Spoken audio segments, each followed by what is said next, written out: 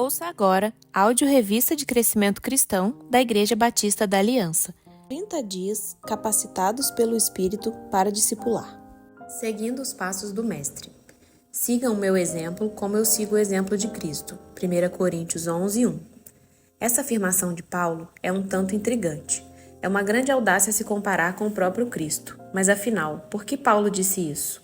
Saulo, também chamado Paulo, antes de sua conversão, vivia de forma irrepreensível diante da lei dos homens e da lei de Deus. Era intolerante a tudo que estava contra as Escrituras.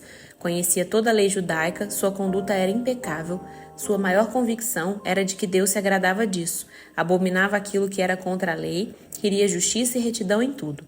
Até que um dia, Cristo apareceu para ele e disse: Saulo, Saulo, por que me persegues? Saulo respondeu: Quem és tu? Vamos refletir aqui. Saulo era convicto de tudo o que fazia, até que um dia o próprio Deus apareceu dizendo que ele estava errado. Quando Saulo pergunta: Quem és tu? Ele deixa claro que não conhecia verdadeiramente o Senhor. Saulo não sabia que Deus o amava, que mais do que ser rígido com as leis, Deus era misericordioso e que por isso mandou seu filho para salvar o mundo.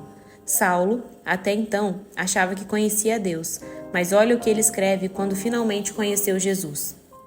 No passado, todas essas coisas valiam muito para mim, mas agora, por causa de Cristo, considero que não tem valor nenhum. E não somente essas coisas, mas considero tudo uma completa perda, comparado com aquilo que tem muito mais valor, isto é, conhecer completamente Cristo Jesus, o meu Senhor. Eu joguei tudo fora como se fosse lixo, a fim de poder ganhar a Cristo e estar unido com Ele. Eu já não procuro mais ser aceito por Deus por causa da minha obediência à lei, pois agora é por meio da minha fé em Cristo que eu sou aceito. Essa aceitação vem de Deus e se baseia na fé. Tudo o que eu quero é conhecer a Cristo e sentir em mim o poder da sua ressurreição. Quero também tomar parte de seus sofrimentos e me tornar como ele na sua morte. Filipenses 3, de 7 a 10. Veja que transformação. Só o Espírito Santo pode fazer isso. Paulo só podia afirmar: sejam meus imitadores como eu sou de Cristo, porque de fato ele conheceu a Cristo.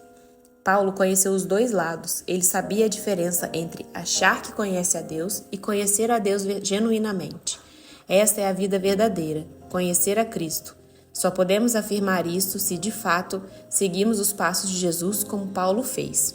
Só podemos cuidar de pessoas e dizer a elas: me imitem, se nós mesmos formos imitadores de Cristo.